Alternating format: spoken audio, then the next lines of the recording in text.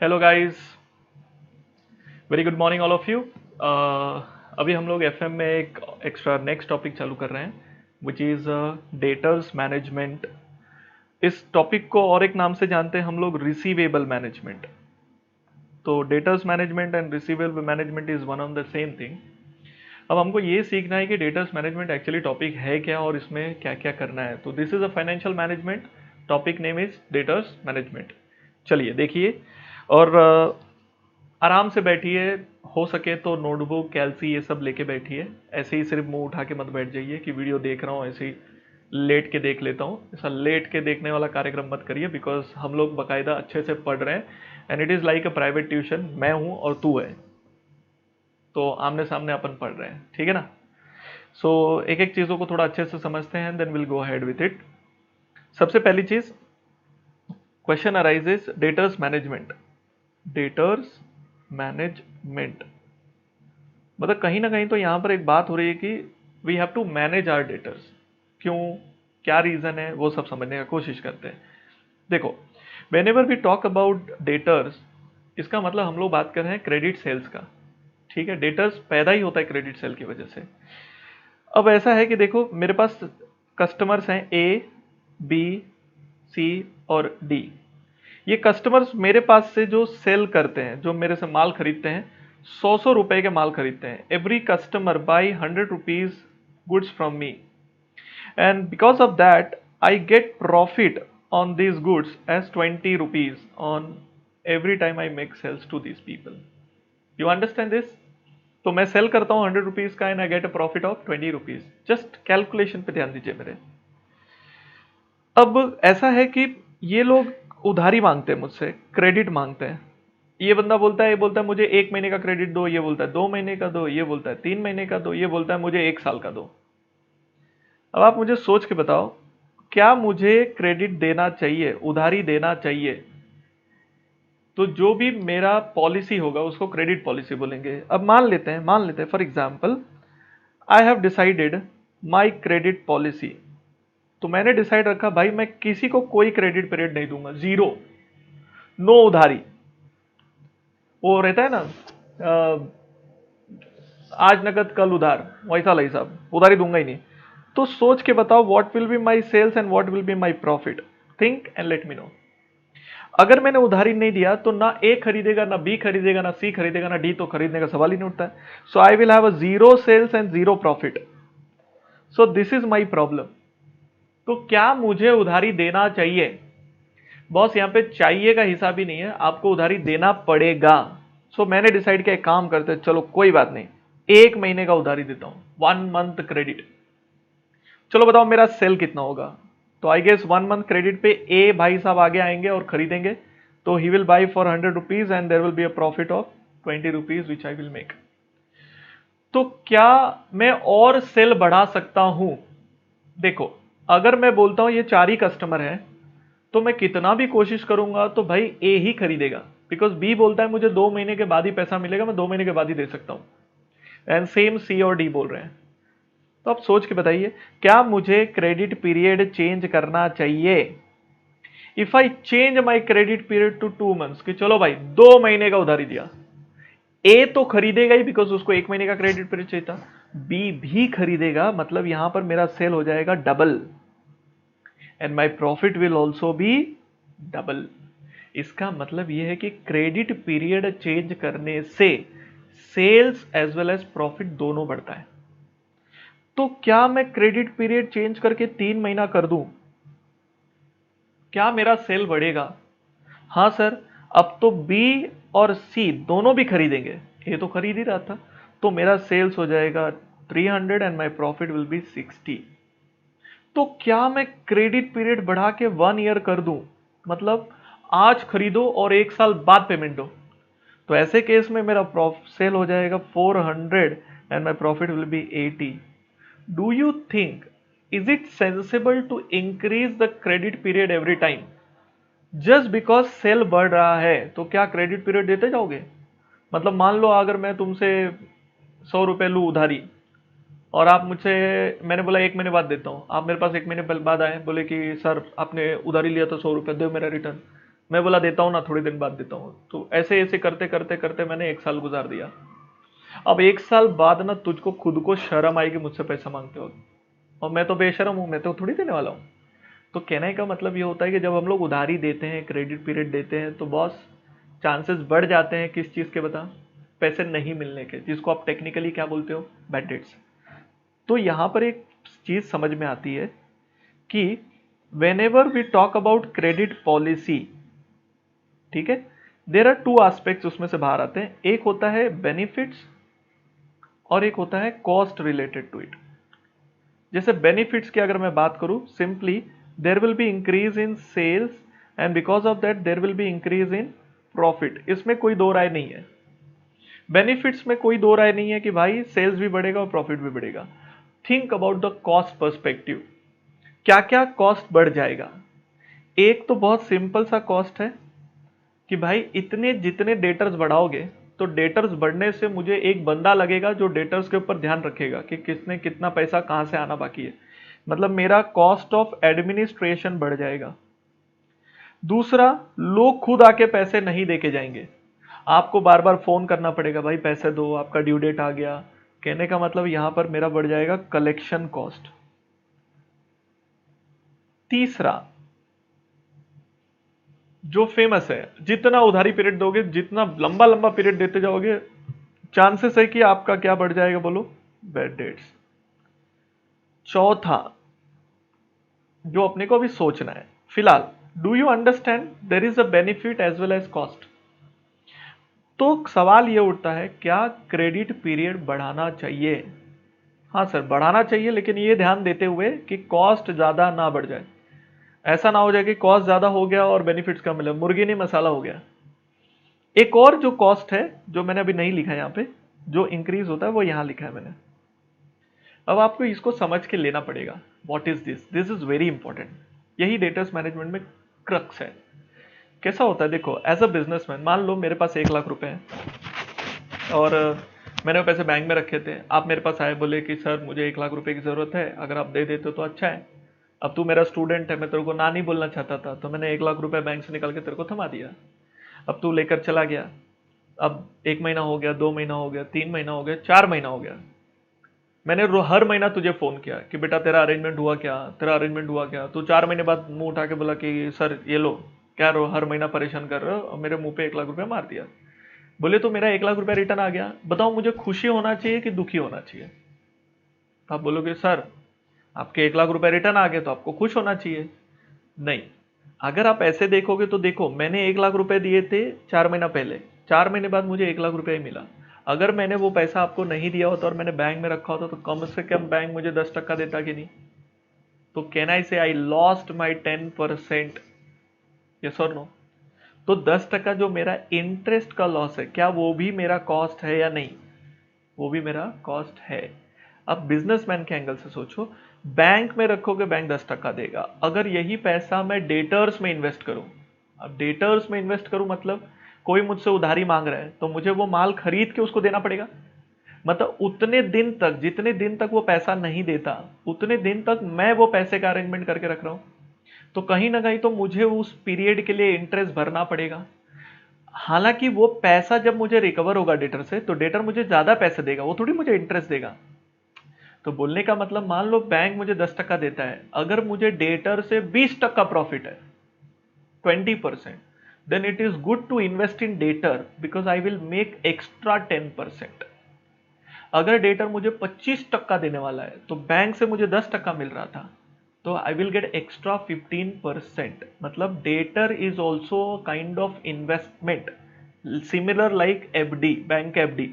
तो मैं देखता हूं कि बैंक एफडी में डालूं कि डेटर में डालूं, तो ज्यादातर बिजनेसमैन क्या प्रीफर करते हैं, डेटर में इन्वेस्टमेंट करना।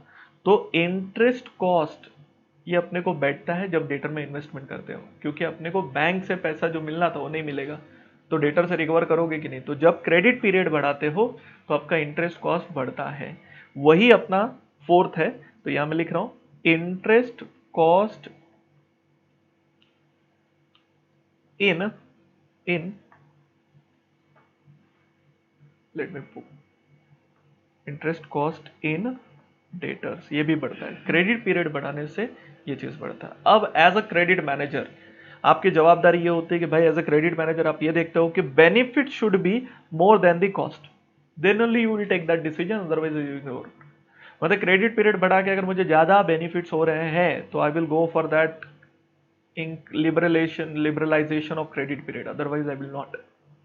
तो यहां पर एक चीज समझ में आ रहा है, क्रेडिट पॉलिसी रिलैक्स करना is a good idea, but at the same time you must check your cost. ये जो मैंने लिखा, this is a example why debtor has to be managed. अब इसको ना एक प्रैक्टिकल एग्जाम्पल से समझते हैं कि ये खर्चे और ये बेनिफिट को कैसे इवेलुएट करना है, then you will better understand. चलिए चेक करते हैं कैसे करना है कैलकुलेशन।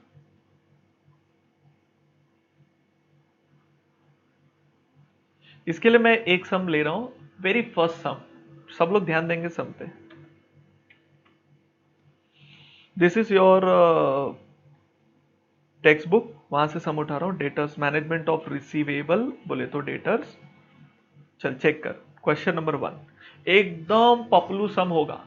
मैं आपको बताता हूं डेटर्स मैनेजमेंट में सीखने जैसा कुछ नहीं, लेकिन अगर आपने टेक्निकल सीख लिया ना तो आप कोई भी सम उठा के कर लोगे कभी भी। देखो क्या लिखा है, Gemini products limited is considering the revision of credit policy. मतलब दे आर थिंकिंग कि let's revise the credit policy, ऐसा वो सोच रहे हैं। समझ में आया क्यों सोच रहे हैं? आपको आइडिया आ गया रहेगा कि क्रेडिट पॉलिसी बढ़ाने से प्रॉफिट बढ़ता है, with a view to increasing its sales as well as profit. Sir ये समझ गया। Currently, all its sales are on credit and customers are given 1 month time to settle the dues.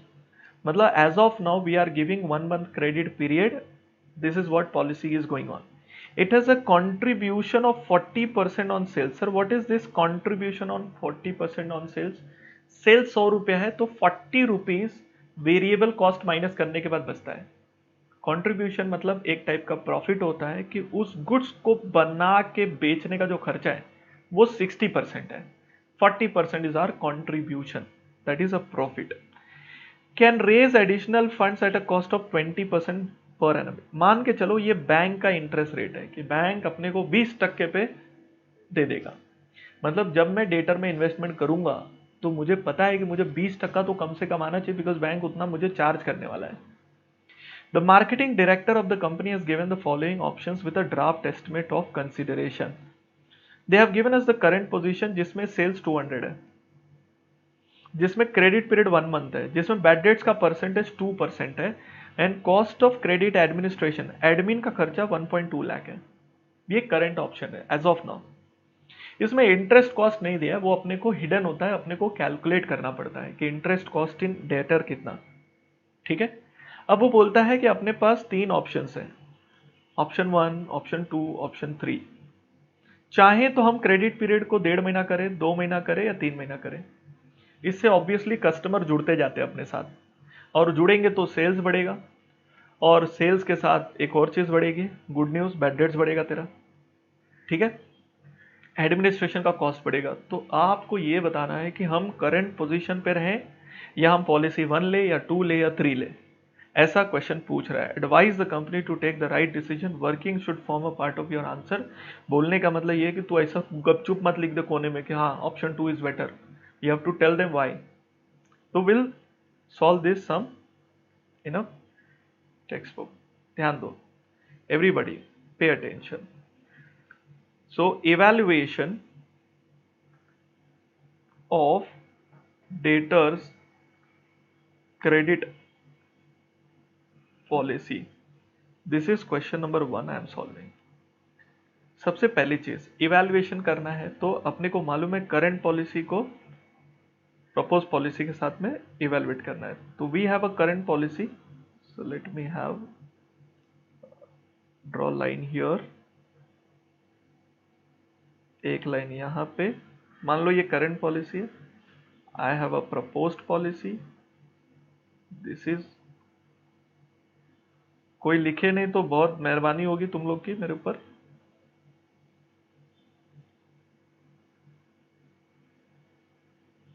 पहले सिर्फ समझ के लेते हैं, ठीक है, बढ़िया रूलर है ना। Now I have this particulars column, यहाँ पे मैं सब थियरी लिखूंगा, this is my current policy, this is policy 1, this is policy 2, policy 3। मुझे डिसाइड करना कौन सी पॉलिसी अच्छी है। अब मुझे एक बात बताओ, क्या क्या क्रेडिट पीरियड दिया हुआ है। क्वेश्चन बोलता है 1 महीना, 1.5 महीना, 2 महीना और 3 महीना। हो सके तो क्वेश्चन आपके पास रखिए तो it will be great. This is the credit policy I have with me, so let me close this. अब मुझे डिसाइड करना कौन सी वाली अच्छी है। तो देखो, सेल्स लेस वेरिएबल कॉस्ट से मिलता है कंट्रीब्यूशन। उन लोग ने बोला है कि दिस इज 40%। अगर सेल तुम्हारा 100% है तो 40% तुम्हारा क्या है, कंट्रीब्यूशन। तो सीधी सी बात है 60% तुम्हारा क्या है, वेरिएबल कॉस्ट। ठीक है ना। इसके बाद सोच के बता और क्या खर्चा आएगा। अब इसके बाद तेरा अगर फिक्स्ड कॉस्ट होता क्वेश्चन में तो मैं लिखता, फिक्स्ड कॉस्ट क्वेश्चन में नहीं दिया है तो नहीं लिख रहा हूं। बट क्या बैड डेट्स आएगा, आएगा ना बेटा, बैड डेट्स और एडमिन का खर्चा आएगा, वो खर्चे भी दिए ना, तो वो खर्चे भी आ जाएंगे। तो let me draw line out here, इतना खर्चा आएगा। चलो अब एक एक करके लिखते हैं। पहले करंट पॉलिसी का लिख लेते हैं। चलिए बताइए मुझे सेल्स कितना है। अब देखो यहाँ पे रुपीज इन लैक्स है, तो अपन रुपीज इन लैक्स ही रखेंगे तो अच्छा है। तो यहाँ कहीं कोने में लिख देते हैं रुपीज लैक्स में, ताकि मच मच नहीं हो। तो ये 200 दिया है, 200 का 60%, 120, 80। बैड डेट्स कितना बोला है, तो look at this, bad debts is 2%, percentage of sales. So 2% 200 का कितना आएगा। सो मेरे पास कैलसी है, तुम भी करो। I guess it will be 4। और एडमिन कितना है 1.2, so let me write 1.20 minus में। उस हिसाब से देखेंगे तो 200 minus 120 minus 4 minus 1.2, so it comes to 74.8। ये मेरा एक प्रॉफिट है। क्या मैंने इसमें नहीं लिया, सर सम के हिसाब से तो आपने सब कुछ ले लिया। याद कर मैंने तुझे यहां क्या क्या सिखाया है। अगर तू देखेगा तो ये लिया, ये लिया, एडमिन लिया, कलेक्शन वगैरह दिया नहीं है, ठीक है, बैड डेट्स दिया, ले लिया, ये लिया, interest cost in average debtor वही लेना है, वही कैलकुलेशन करना है यहाँ पे। आ जाओ अब मुझे बताओ, interest cost in debtor, average debtor, साल भर का जो सेल्स है तेरा कितना है, 200 है। तो चल बता तेरा डेटर कितना, अगर तेरा कलेक्शन पीरियड 1 महीने का है, मतलब हर महीना आप कलेक्शन करते हो। तो देखो वर्किंग कैपिटल में अपन ने किया है 200 lakh is total sales, divide by 12 month, तो हर महीने का आता है 16.666, यही मेरा डेटर है। सो डेटर 16.66 हुआ। सो ये मेरा एक्चुअली देखेगा तो इन्वेस्टमेंट है। मतलब मैं 16.66 अपने पॉकेट से फर्स्ट डे पे लाया, 1 महीने बाद मुझे पैसा आएगा, और ऑब्वियसली पैसा मेरे पास जो आएगा टोटल अमाउंट आएगा, फिर से वही पैसा मैं डाल दूंगा। तो बैंक मुझसे 16.66 पूरे साल भर यूज करने का पैसा लेगा। तो अब मुझे बताओ how much will be my interest cost in debtors. तो डेटर्स में मेरा इंटरेस्ट कॉस्ट कितना है, तो अभी जैसे यहां पे कर रहा हूं 16.67 इंटू 20% साल भर का रेट है। तो साल भर का जो मेरा खर्चा है वो मुझे देना पड़ेगा। तो let me first increase this lines.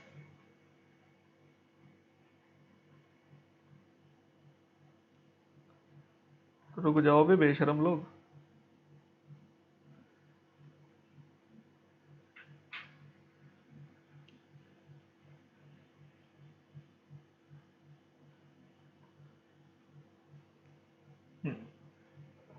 चलो बताओ मैंने डेटर्स कैलकुलेट कैसे किया। तो देखो उसका वर्किंग यहाँ पे दिखा सकते हैं अपन। डेटर कैलकुलेट कैसे किया, total sales divide by 12 month into my credit period, ये उस पर जो भी इंटरेस्ट रेट है वो लगा दिया है। ऐसे अपन कैलकुलेट कर रहे हैं, ठीक है। तो ऐसे अपन हर क्रेडिट पॉलिसी का करेंगे। तो यहाँ पे एक लाइन ड्रॉ कर देते हैं।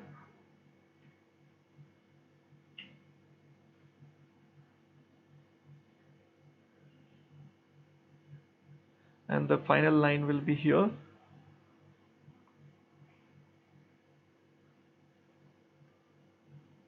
चलो सोच के बताओ कितना आ जाएगा।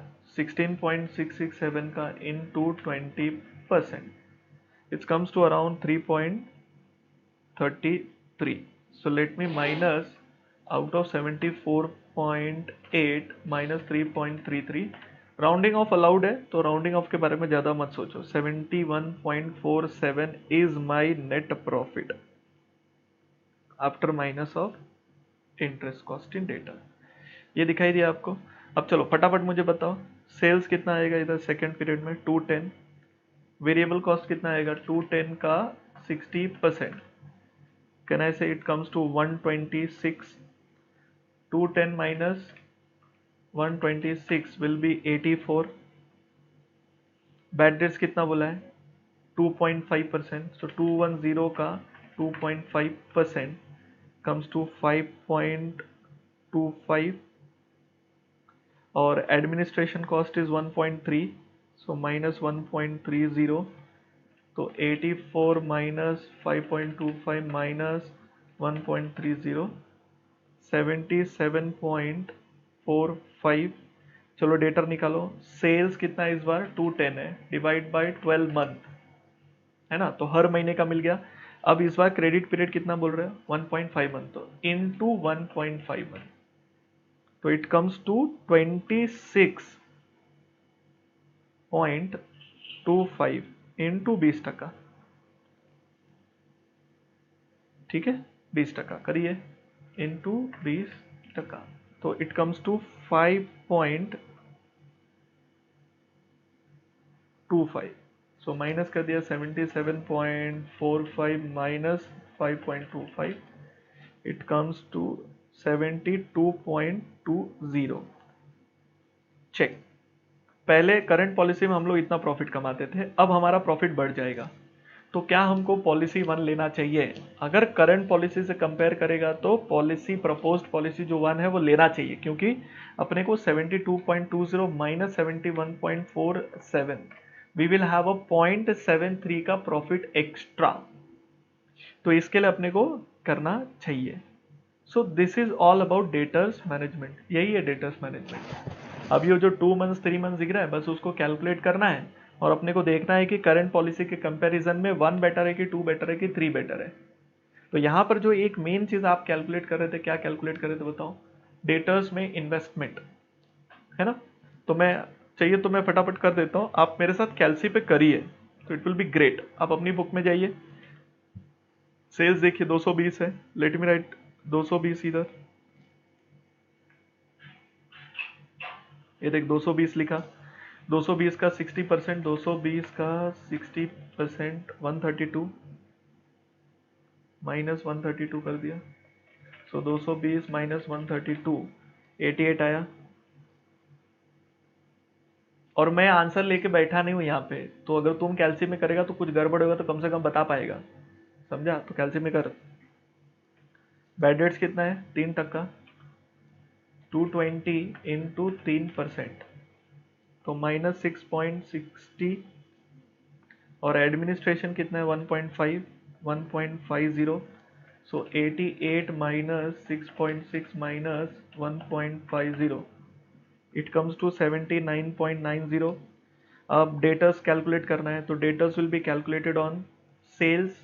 इस बार का सेल कितना है 220 डिवाइड बाई 12 मंथ, एक महीने का मिल गया, और टोटल क्रेडिट पीरियड कितना दे रहे हैं हम लोग 2 महीने का, तो debtor will be 36.66 will be my debtor, तो इधर मैं लिख देता हूँ 36.66 विल बी माई डेटर, 66 की जगह 67 लिख देता हूँ, तो राउंडिंग ऑफ का चक्कर खत्म।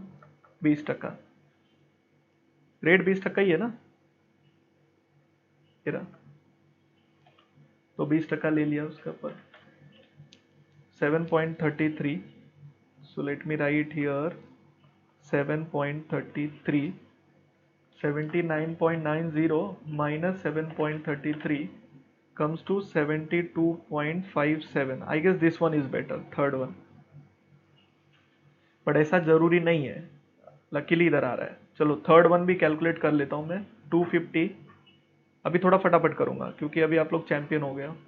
250, 250 का 60%, 150, 100, बराबर ना रे? बैड डेट्स कितने हैं? 5%। ओ माई गॉड, ऐसे लोग भी आके जुड़ गए अपने साथ जो लॉस करा रहे अपना। सो 12.5, एडमिन का 3, सो 3। आप माइनस साइन की जगह पे आप चाहो तो वहां पे ब्रैकेट भी बना सकते हो। 84.50। डेटर्स देखते हैं कितना। सो डेटर्स के लिए दो अमाउंट चाहिए होगा, what is this and what is this. So 250 पूरे साल का सेल्स डिवाइड बाई 12, एक महीने का 20.83 इंटू 3, 62.4999 आ रहा है। मैं उसको क्या करता हूँ, 62.50 ले ले रहा हूँ इंटू 20%। तो 62 point into 20%, it comes to 12.50।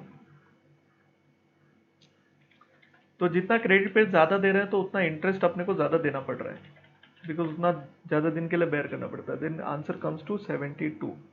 This option is not at all good, right? So इसमें से which policy is better?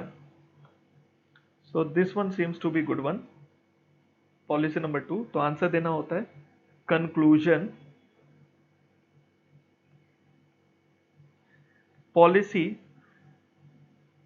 2 is better than current policy because it will give extra profit of rupees कितना, 72.57 minus 71.47, it comes to 1.10 lakh। 72.57 minus 71.47, ऐसे conclusion देके सम खत्म करना है। This is the solution for question number 1. I hope you understood how I solved the question number 1, what I have done. The red ink one is very important कि investment in data। तो यहाँ पर जो businessman है वो क्या सोचता है, देख भाई 20% इंटरेस्ट तो अपना वैसे भी देना ही है बैंक को देना, या मैं कहीं और इन्वेस्टमेंट करता तो मुझे 20% मिलता, तो I don't want to lose that money. तो उस तरीके से कैलकुलेशन होना चाहिए। So what we have done is an evaluation of credit policies, and based on that evaluation we found policy number 2 is better than any other policy given in the question. Are you clear with this? This is how you are going to solve the debtors management। तो इसको छाप लीजिए, खुद से करेगा बेटा तो बहुत अच्छा रहेगा मेरे लिए, मुझे बहुत खुशी मिलेगी। बाकी तो ऐसे अपन कर ही सकते हैं। ये दिखाई दिया? Then this part बड़ा चाहिए तो बड़ा कर देता हूँ।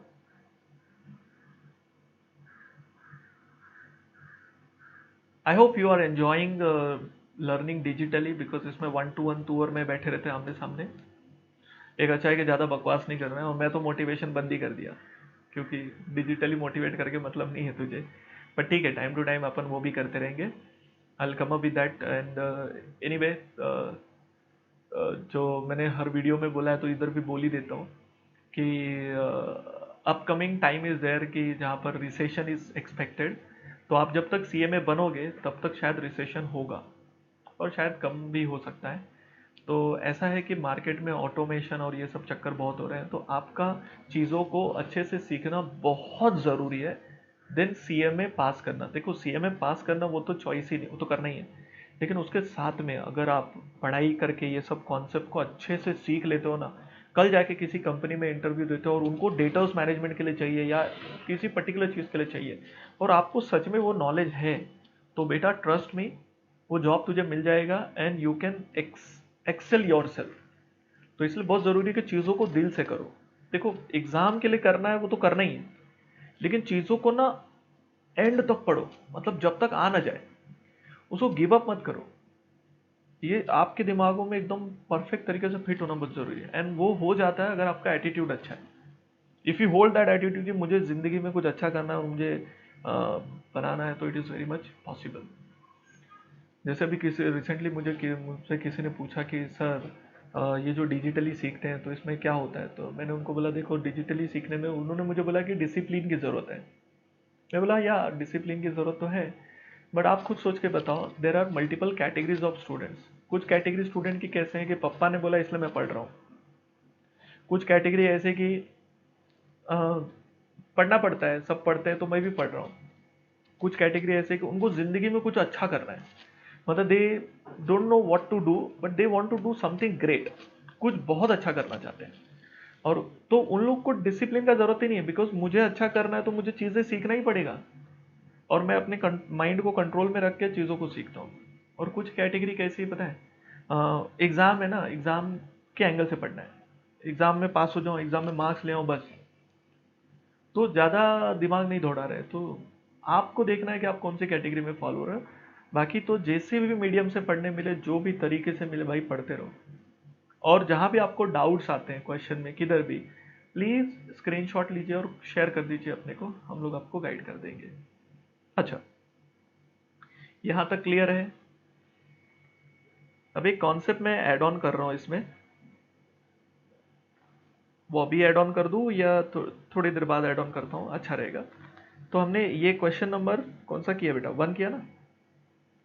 अब मैं ना टू टू तुझे, टू नहीं, क्वेश्चन नंबर कौन सा तेरे को दे दूँ, 3 तेरे को मैं देता हूँ, तू खुद से सॉल्व कर। मैं पढ़ रहा हूँ, पढ़ के पहले देख लेते हैं क्वेश्चन नंबर 3। देख, the following are the details regarding the operation of a firm during a 12 months. Okay, sales 12 lakh था, सेलिंग प्राइस 10 है, वेरिएबल कॉस्ट 7 है, टोटल कॉस्ट पर यूनिट कितना है, 9 है। Credit period allowed to customer is 1 month. Okay, तो अभी 1 month देते हैं हम लोग।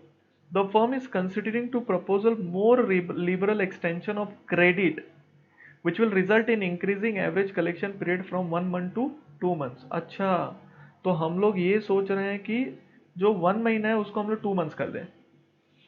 द रिलैक्सेशन, कुछ फायदा होगा क्या, the relaxation is giving to give us the increase of 25% sales.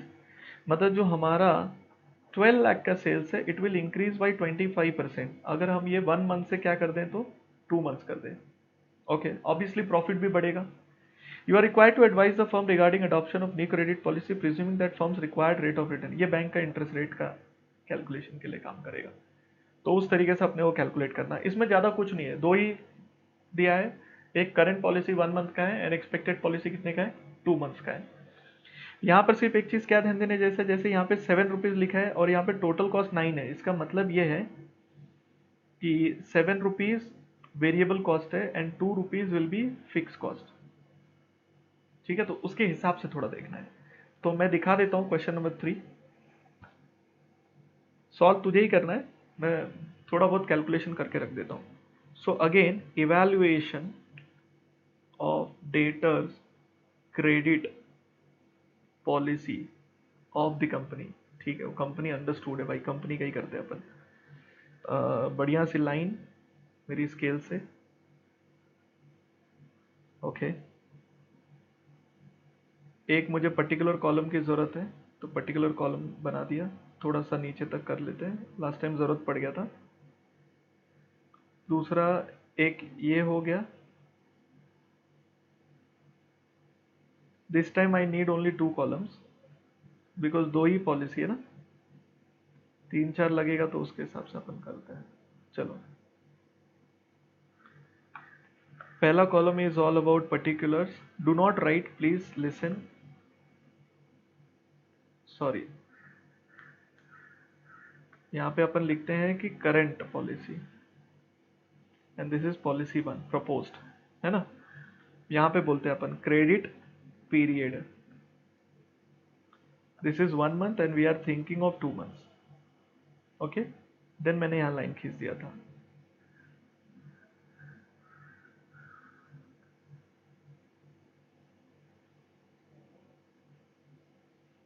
ये तो एक्स्ट्रा लाइन आ रही है वहां पे, ठीक है चलिए कोई बात नहीं। चलो बताओ मुझे सेल्स कितना दिया है क्वेश्चन में। Currently it is 12 lakh rupees in lakhs मत करो, वेरिएबल कॉस्ट होगा इसमें, माइनस होगा, we will get something called as contribution, then इसमें से माइनस करना है fix cost. Bad debts question में दिया है क्या? देखो इसमें बैड डेट्स नहीं दिया है क्वेश्चन में, बैड डेट्स नहीं दिया है क्वेश्चन में, ठीक है। तो लिख देता हूँ प्रॉफिट, और तुझको याद हो तो इसमें हम लोग एक चीज माइनस करते हैं, इंटरेस्ट कॉस्ट इन डेटर्स, ये तो चाहिए ना भाई। And the last we get is net profit, यहां तक पहुंचना अपना पर्पस है। चलो थोड़ा सा मैं इसको हटा देता हूँ, बिकॉज इंटरेस्ट कॉस्ट को अपन लोग थोड़ा टाइम लेके करते हैं। चलो मुझे बताओ इस बार क्वेश्चन में क्या क्या दिया है। इस बार क्वेश्चन में आपको सेलिंग प्राइस दिया है which is 10, variable cost is 7, तो ये 3 हो गया, ये 2 है, ignore this. Can we calculate quantity, can we calculate quantity मतलब यूनिट्स कैलकुलेट कर सकते हैं क्या? तो देखो अगर आप नोटिस करोगे 12 लाख का सेल्स है, 10 रुपीज का ये था, तो 12 लाख डिवाइड बाई 10 करेगा तो कितना आ जाएगा बेटा? 1,20,000 क्वांटिटी था, तो उसके हिसाब से बताओ 7 rupees is your variable cost, तो 1,20,000 इंटू 7 कर देगा तो 8,40,000 का तेरा वेरिएबल कॉस्ट है,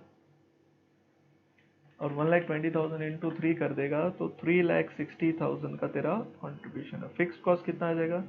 240। इस बार मैं माइनस में नहीं लिख रहा हूँ, मैं ब्रैकेट में लिख रहा हूँ, जो मैंने आपको ऑलरेडी बोला है कि आप ब्रैकेट लिखो माइनस लिखो चलेगा। 240, 1,20,000 is the profit you are going to make. Now debtor निकालेंगे, अगर मेरा सेल 12 लाख रुपया है और डिवाइड बाई 12 करूँ, एक महीने का क्रेडिट पीरियड है ना, तो याद रखो यहाँ पे देखो ध्यान से सब लोग, इधर देख रहे बेशरम, इधर देख, डेटर कैसे निकालते हैं अपन? Sales divide by 12 month into credit period multiply by interest rate जो भी है, इस क्वेश्चन में कितना है? 25% है, ओके। तो 25% के हिसाब से करिए, सेल्स 1 लाख आ गया, इसके हिसाब से किया तो 1 लाख आ गया, 1 लाख का 25% इस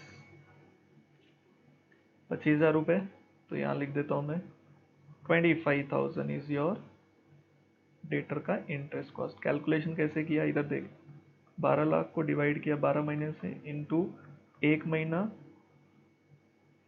या डेटर लिख दूँ क्या सीधा?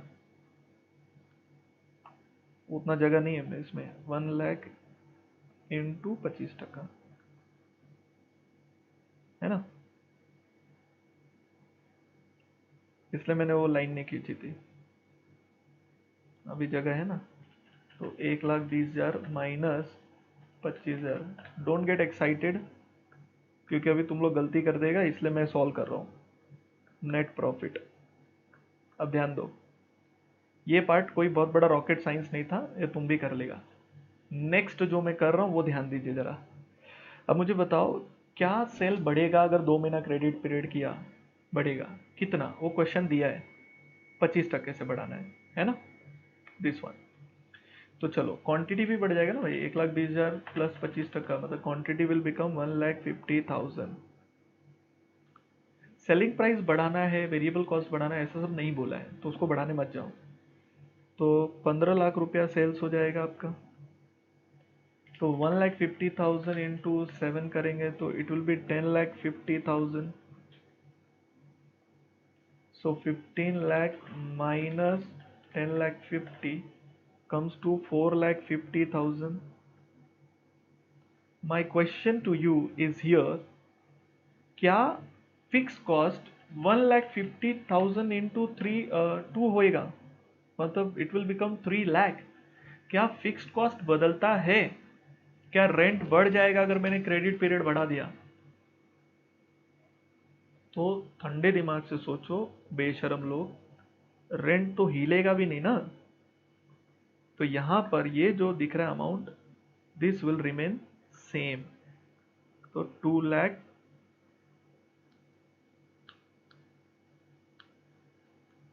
बिकॉज फिक्स्ड कॉस्ट होता है, वो नहीं चेंज होगा, 2,40,000 ही होगा।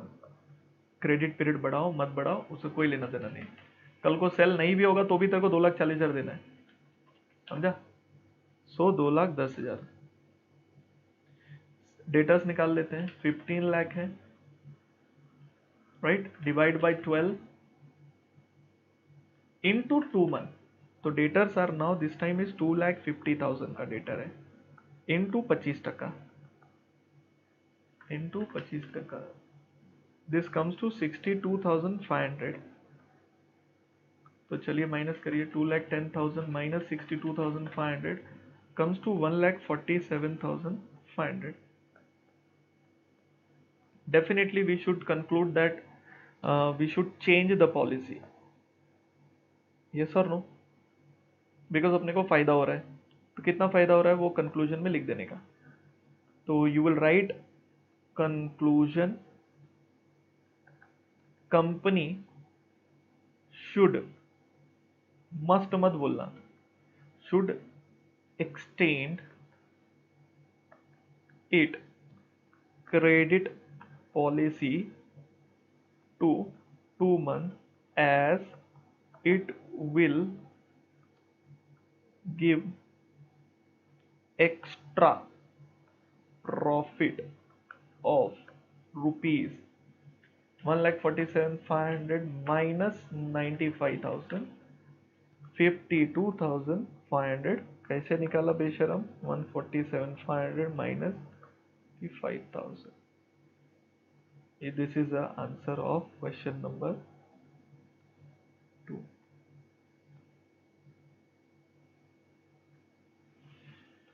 कुछ समझ में आया आपको कैसे किया, क्या किया? Okay, this is what you are suppose to calculate. अब यहाँ पर एक छोटा सा चीज़ मैं समझाना चाहता हूँ, और आप मुझे सोच के बताओ आपको क्या लगता है।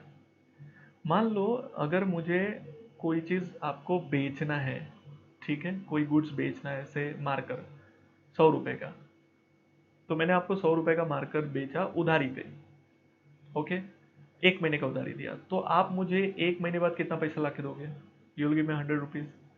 तो सोच के बताओ, क्या मैंने इन्वेस्टमेंट 100 रुपीज़ का किया है? क्या मैंने घर से 100 रुपीज़ लाया होगा? क्या मैंने मार्कर 100 रुपीज़ का खरीदा होगा? तो ऑब्वियस सा रीज़न है, आप खुद ही बोलोगे कि नहीं सर, आपने तो कॉस्ट पे खरीदा होगा। तो मान लो मैंने वो 80 रुपीज़ का खरीदा होगा। तो वेन यू से इन्वेस्टमेंट इन डेटर, तो दो चीज़ें आ जाती है सामने, ये समझ के लो। वेन यू से investment in debtors, there are two things, one is cost, one is sales. If 80 rupees is cost, 100 rupees is sales, so shall we take sales amount लेना चाहिए या cost लेना चाहिए? अगर हम लोग बात करेंगे इन्वेस्टमेंट, तो सर आपने तो घर से 80 रुपीज़ लाया होगा, बैंक से लोन भी मैं 80 रुपीज़ का लूंगा, तो मुझे लेना चाहिए 80 रुपीज़। लेकिन हम लोग जब भी डेटर कैलकुलेट कर रहे हैं तो हम लोग हमेशा किस पे ले रहे हैं? सेल्स पे ले रहे हैं, हम लोग थोड़ी कॉस्ट निकाल रहे हैं उसका। अब दूसरा अप्रोच समझ, मान ले मैंने तुझे 1 महीने के क्रेडिट पीरियड पे नहीं बेचा होता, had it been sold on a cash basis कि अब भी पैसा दे, तो आप मुझे कितना देते? देन तो आप मुझे 100 रुपए देते, मैं बैंक में जाके ये 100 रुपए रखता, तो मुझे इंटरेस्ट कितने पे मिलता? 100 रुपए में मिलता। मतलब मैं जो इंटरेस्ट लूज कर रहा हूं, इज इट ऑन 100 रुपीज और 80 rupees? It is on 100 rupees. तो क्या मैं बोल सकता हूं मेरा investment in debtor is 100 rupees? बोलने का मतलब है कि दोनों भी एंगल से सोच सकते हैं, कॉस्ट बेसिस भी सोच सकते हैं एंड सेल्स बेसिस भी सोच सकते हैं। तो डेटर में जब इन्वेस्टमेंट का हम लोग कैलकुलेशन करते हैं, either we do cost basis and same way we do sales basis also. हमने जो यहाँ पे सम सॉल्व किया है, यहाँ पे जो डेटर हमने निकाला है वो हमने सेल्स बेसिस किया है। क्या मैं इसको कॉस्ट बेसिस भी कैलकुलेट कर सकता हूँ? तो आंसर इज यस। तो देखो मैं आपको करके दिखाता हूं। मान लो करंट पॉलिसी थी मेरी,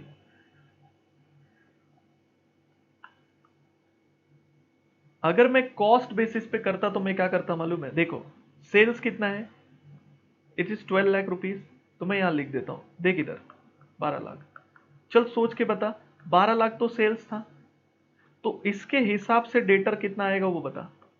तो हमने क्या किया, एक महीने का क्रेडिट पीरियड था, तो डेटर एक ही महीने का होता है ना भाई। सो 12 लाख को डिवाइड करके निकाला 1 lakh rupees as a debtor. ये जो डेटर्स है इसको बोलते हैं सेल्स वाला डेटर, कि मेरा 1 लाख रुपए का इन्वेस्टमेंट है डेटर में। चलो इसको कॉस्ट बेसिस करते हैं। तो मुझे सोच के बताओ 12 लाख रुपए का जो सेल्स है इसका कॉस्ट कितना। तो चेक करो यहाँ पे, कहने से दो कॉस्ट है सर, एक वेरिएबल कॉस्ट है और एक फिक्स्ड कॉस्ट है। हाँ टोटल मार दो ना, 8,40,000 plus 2,40,000, 10,80,000 is a cost of this, so 10,80,000। इसका डेटर निकालोगे एक महीने के हिसाब से तो कितना आता है, 10,80,000 डिवाइड बाई 12, 90,000 आता है। ये भी डेटर है लेकिन ये कॉस्ट बेसिस है। तो जब मैं इंटरेस्ट कैलकुलेट करता हूं, मैं डेटर के कॉस्ट बेसिस पे भी कर सकता हूं और सेल्स बेसिस पे भी कर सकता हूं। मैंने इस सम में कौन से बेसिस पे किया, कॉस्ट बेसिस पे। अगर मैं डेटर का इंटरेस्ट सेल्स बेसिस पे करूं और कॉस्ट बेसिस पे तो क्या फर्क पड़ेगा। मान लो 25% था इसमें, इस क्वेश्चन में 25%, let me take 25% year, 25% year. तो इधर मेरा आ रहा है 25,000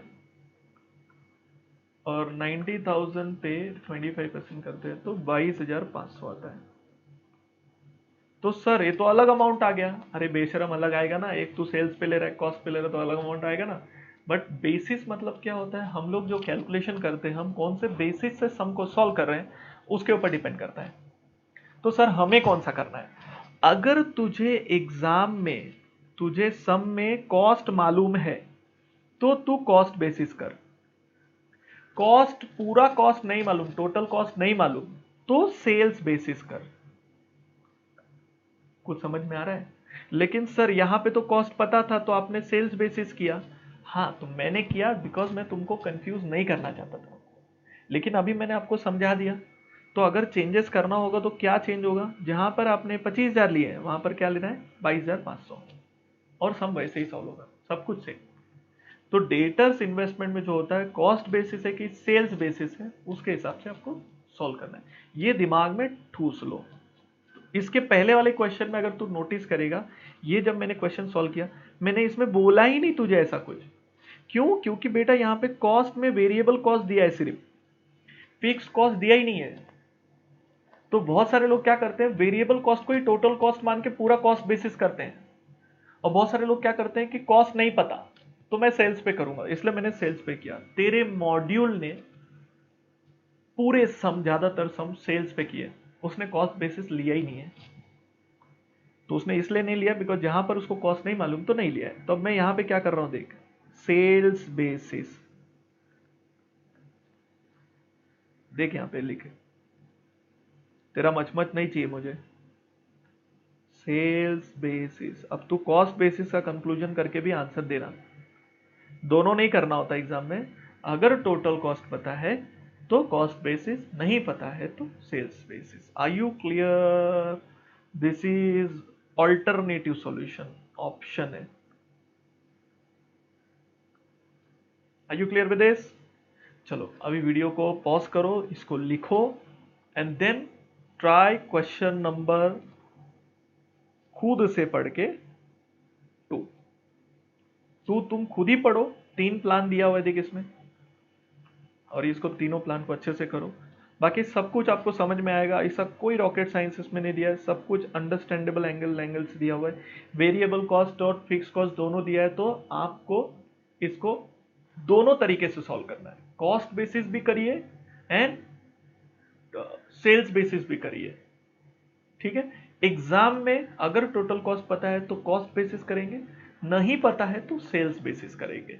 नीचे लिख देंगे ये कैलकुलेशन सेल्स बेसिस किया गया है, ये कैलकुलेशन कॉस्ट बेसिस किया गया है, दैट्स इट। चलो question number 2, I told you question number 2 will be homework. ठीक है, तो ये कर लीजिए, दिस इज डेटर्स मैनेजमेंट, और इसके एडवांस लेवल के सम अपन नेक्स्ट वीडियो में देखेंगे। चलो।